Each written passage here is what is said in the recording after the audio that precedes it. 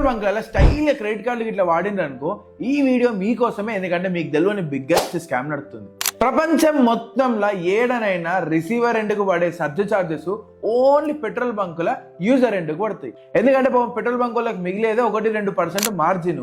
ఆ మార్జిన్ లో కూడా క్రెడిట్ కార్డు మనకు ఇచ్చింది అనుకో, ఏం మిగిలేదని చెప్పి యూజర్ ఎండ్ దిక్కైతే చార్జెస్ పడేసిండ్రు. అంటే మనం ఒక 5,000 రూపాయల పెట్రోల్ కొట్టించుకున్నాం అనుకో, ప్లస్ 2% వేసుకోండి, 5,200 రూపాయలు మీకే అయితే క్రెడిట్ కార్డు బిల్లు పడుతుంది. ఇప్పుడు మీరు అంటారు సర్జ్ వేవింగ్ అని ఒక ఆప్షన్ ఉంది కదా ఫ్యూయల్ మీద అని.